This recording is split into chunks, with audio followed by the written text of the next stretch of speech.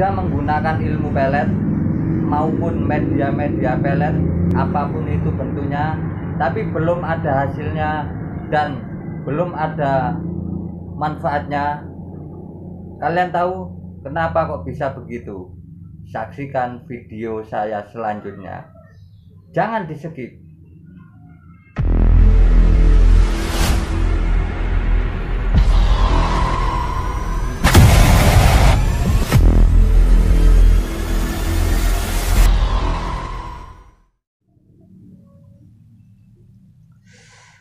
Assalamualaikum warahmatullahi wabarakatuh. Salam rahayu, rahayu, rahayu, dan salam santun untuk semuanya. Siang ini saya membuat konten hanya untuk mengisi waktu yang kosong di luar eksplorasi, dan saya sedikit mengasih pemahaman tentang pemikat ataupun pelet.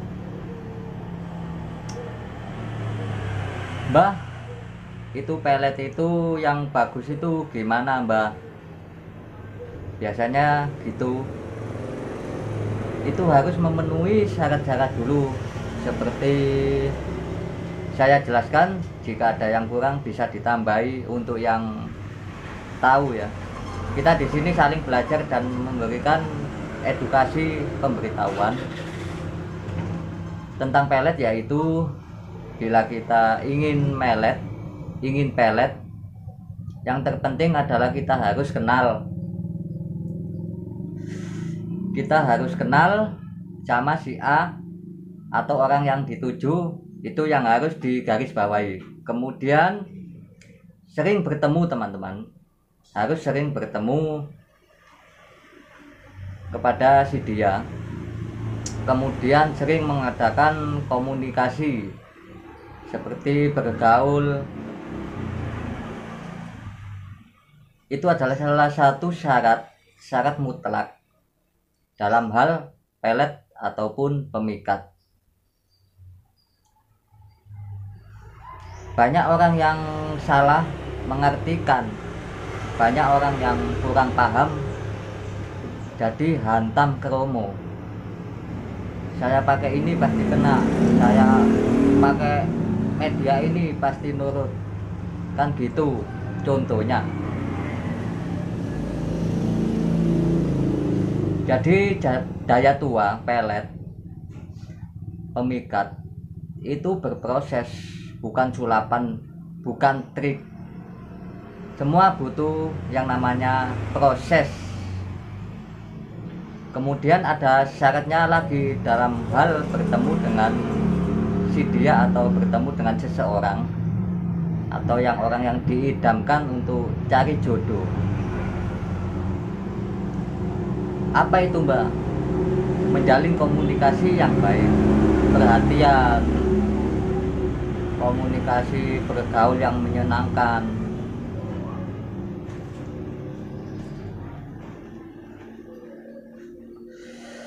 Sambil diniatkan di dalam hati dan pikiran ya. Bukan melakukan komunikasi yang bermusuhan, egois, marah, ataupun mengejek. Jadi kita harus menguasai diri, mempersiapkan diri, mempersiapkan mental. Jangan terbawa situasi yang kaku atau situasi yang panas atau situasi yang egois. Nanti hasilnya ya bisa gagal, malah sebaliknya menjadi permusuhan, menjadi gertakan, menjadi cekcok, tukaran guys, bertengkar. Juga bisa saling menjauh, bukan mendekat malah menjadi jauh, karena dikuasai oleh nafsu, emosi pada diri kita. Jadi banyak yang kurang paham tentang memakai pelet dan juga dalam memakai hal-hal yang mistik, masalah pengasihan. kan intinya ingin dicintai banyak orang atau disukai lawan jenis, yaitu tadi kita harus bisa mempersiapkan diri, berpikiran yang harus dengan perkataan yang dingin, jangan sombong, itu terutama kayak gitu ya teman-teman, dalam meraih kelancaran dalam mendapatkan jodoh. Jadi banyak orang yang kurang manjur atau gagal. Memang kalau ngomong itu memang gampang guys, kalau membuktikan itu sulit. Harus menguasai pengertian itu sangat susah, kan gitu guys ya. Mbah, saya punya target si A si B, kalau nggak kenal ya berarti kan ngawur dia guys. Jadi yang paling bagus itu masih ada hubungan komunikasi atau kenal dengan si dia ya, atau sudah pernah bertemu dengan dia, pernah berbincang-bincang atau ngomong lewat telepon atau video call. Kalau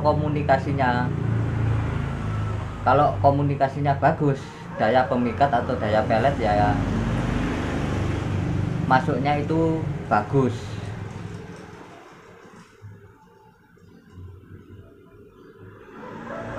Jadi dengan cara kita membatin dengan si dia, energi kita itu masuk ke dia, itu namanya pelet jarak jauh. Jadi banyak orang-orang yang mengalami kegagalan karena kurang memahami tentang penggunaan atau manfaat atau tata cara dalam hal menggunakan ilmu atau media pelet. Jangan seenaknya saja memakai media-media seperti itu dengan cara gini, dengan cara begitu, pokoknya dihantam saja. Bukan begitu guys. Tuhan yang menentukan, kita berusaha. Pakai media itu adalah sebuah perantara ya. Jadi kayak gitu.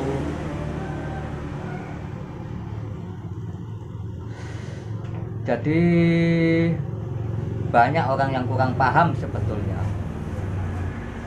Jadi banyak mengalami kegagalan dalam memakai media ilmu pelet.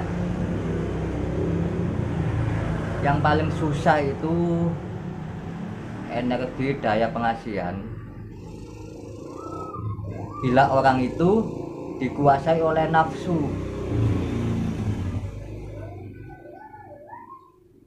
atau kaku, keras, egois, suka marah, suka ngamuan, itu berlawanan dengan energi pengasihan atau pelet pemikat.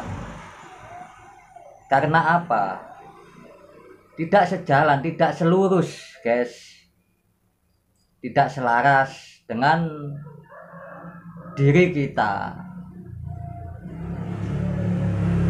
Kalau kalian introspeksi diri, tenang, dingin, adem, nggak kaku, jadi ilmu pelet itu bisa selaras dengan diri kita.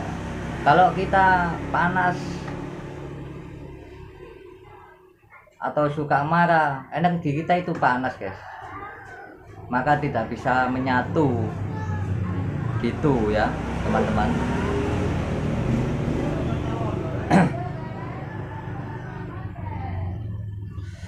Jadi kayak begitu.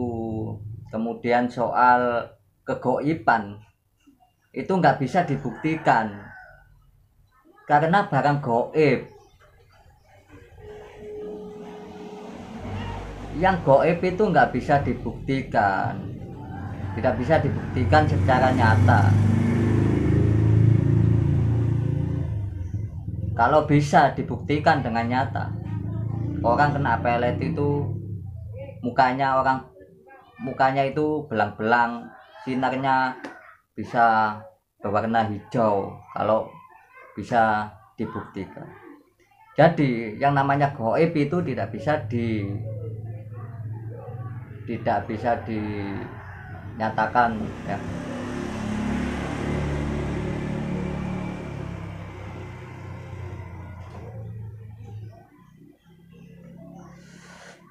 Ilmu hikmah itu ilmu gaib. Lah ilmu membuat sebuah layangan itu adalah ilmu yang nyata. Membuat sepeda motor, pabrik membuat sepeda motor itu adalah hal yang nyata, guys. Jadi edukasi ini saya berikan seperti ini.